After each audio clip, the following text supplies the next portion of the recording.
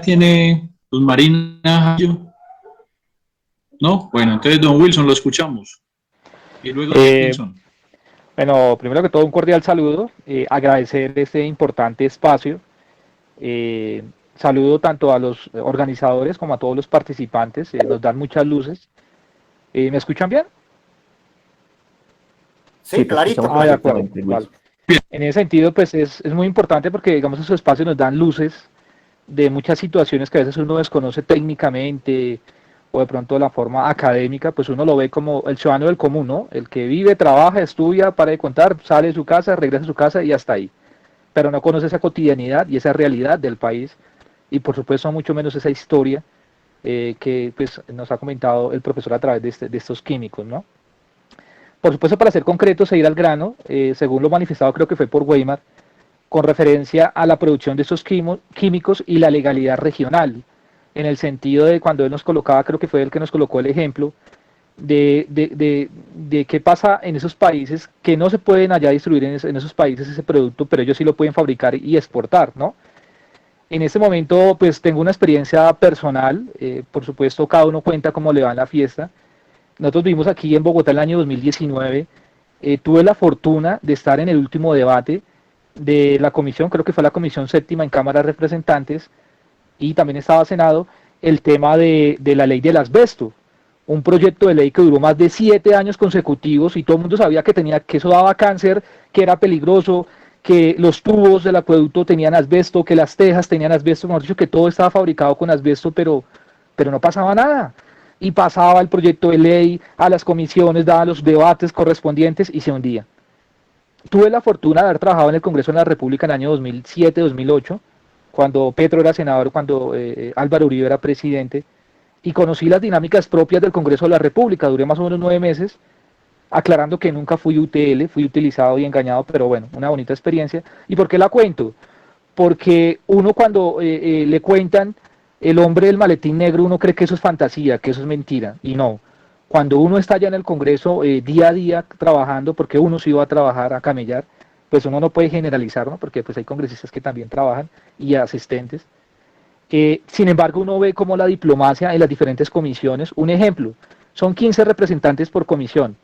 Entonces ellos dicen, bueno, entonces vamos hoy a aprobar el proyecto de asbesto, un ejemplo, por supuesto es algo hipotético, esto nunca ha sucedido. Entonces ellos dicen, bueno, necesito la mayoría más uno. Entonces ellos envían a un señor, un diplomático, él va con un maletín negro, un promedio de 200 millones, y llega y le dice a los 15, le dice a 8, necesito la mitad más uno. Le doy a cada cual que me apruebe el proyecto de ley, le doy 200 millones. O si es un proyecto que le interesa al gobierno, entonces el gobierno nacional les dice, no, venga, yo les doy, no sé, tantos cargos en el Estado colombiano y les doy tanto dinero, ahorita que don Víctor contaba que vienen las campañas electorales, para que hagan su campaña electoral. Eso se vive en el Congreso. Y eso no es mentira, eso no es un cuento de hadas, eso es real. Yo lo viví. Es muy frustrante ver eso. Sin embargo, ¿y por qué vuelvo a sacar a colación el proyecto de asbesto? La única forma que la sociedad civil encontró para poder derogar ese químico perverso que produce cáncer y está demostrado por científicos, por académicos de muchas universidades nacionales e internacionales, fue la movilización social. Fue llegar a Cámara de Representantes y a Senado de la República con cámaras, con videos, con los celulares, comenzar a grabar en vivo y comenzar a entrevistar a cada uno de los que tenían voz y voto.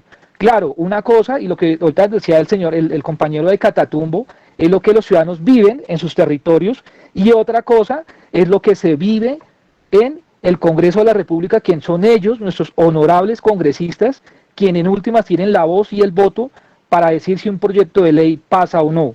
La pregunta que yo hago al compañero Weimir, a los participantes, es ¿cómo hacer para que, independientemente de las situaciones que se vienen en el territorio, esas situaciones que se vienen en el Congreso de la República realmente sean a favor del pueblo?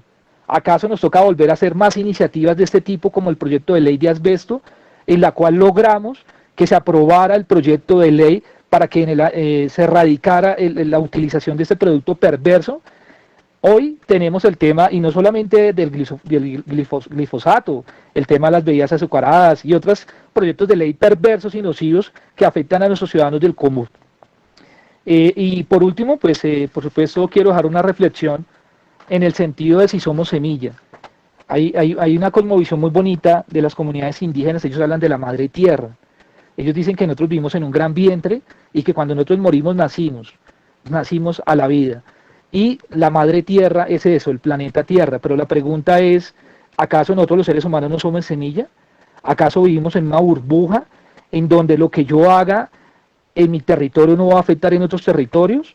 ¿Acaso las aves migratorias que vienen de Canadá y se estacionan aquí en Colombia o viceversa no van a afectar a esos territorios?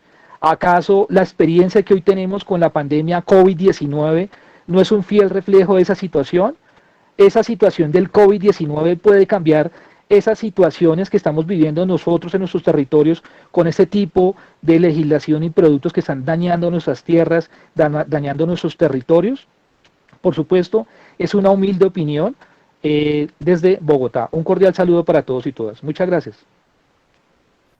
Wilson, muchas gracias. Yo quiero hacer un pequeño comentario con lo que dice Wilson, que me parece muy importante, Weimar. Dale. Miren, yo creo que estamos en un momento donde realmente tenemos que entender esa palabra de democracia. Hay dos, democracia representativa y democracia participativa. La democracia representativa es que usted va cada 4 años, deposita su voto y que hagan. Uno se supone que hizo un buen voto y que esa persona haga. Y pasa lo que Wilson nos estaba comentando, y es el hecho de que llegan con maletines, que llegan con dádivas o con puestos, y básicamente es lo que conocemos como la mermelada. Y ahí es donde encontramos toda esa corrupción tan enorme, que en Colombia parece ser un deporte nacional. Ustedes ven el tema de Odebrecht, cuando le preguntan al tipo que empezó a comprar a nivel latinoamericano a todo el mundo, y cuando le preguntaron que qué pasaba con Colombia, básicamente dijo que él no tuvo ni que ofrecerse, que le llegaron varios a decirle cómo era el chanchullo.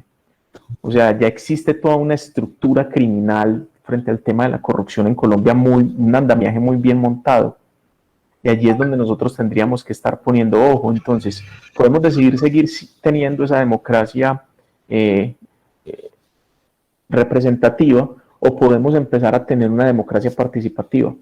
Y allí dentro de esa democracia participativa, cada uno de nosotros empieza a volverse un actor político, un veedor ciudadano que le pone ojo a lo que está haciendo el concejal, que le pone ojo a lo que está haciendo el diputado, lo que está haciendo el senador, lo que está haciendo toda esta gente. Y lo que Wilson comentaba, hay una cosa que están haciendo hoy día con los congresistas que me parece supremamente interesante. Ya ellos no tienen esa capacidad de esos votos así todos por debajo de cuerda. Ya cuando van a votar se sabe qué votaron y quiénes fueron los que votaron, y los están curtiendo en redes sociales. Y mucho de lo que está pasando con redes sociales es que ellos se devuelven, porque saben que vienen unas elecciones. Hoy día, por ejemplo, es un momento muy propicio para que estos condenados del Congreso empiecen a aprobar un montón de cosas que estaban paradas y que tenían un corte social muy importante, porque no se están queriendo dejar ver. Entonces, ustedes ven que se cae la reforma tributaria, ustedes ven que digamos que no hay mucho interés de parte de estos congresistas de aprobar la reforma a la salud, y un montón de cosas. Y una de las cosas positivas, por ejemplo, que tiene, entre tantas reivindicaciones que tiene el paro nacional, es que insertaron dentro del paro nacional el punto del glifosato, acabar con las aspersiones aéreas de glifosato. Y eso puede haberle dado mucha fuerza a que este tema ya, por lo menos en este ciclo de gobierno, se acabe. Que yo quiero ser optimista que de pronto eso pueda pasar. Pero creo que lo que dijo Wilson es muy importante. Y es que como ciudadanos vamos a tener que empezar a quitarnos esa apatía de decir que todos estos desgraciados son iguales y que van a seguir robando, y que empezamos a coger ejemplo de todo lo que están haciendo los pelados hoy día, donde dijeron no más con esto y no les vamos a comer cuento. Y no creemos que los que están negociando nos representen, y nosotros queremos ver acciones y no palabras, y así se lo están pasando, y no le van a comer cuento a un presidente que es totalmente apático y que está totalmente desaparecido de la realidad colombiana, posiblemente porque así lo quiera estar haciendo, no porque él sea un incompetente, sino porque esa es la forma como él está intentando lidiar con esta situación. Adelante, Weimar. Muchas gracias.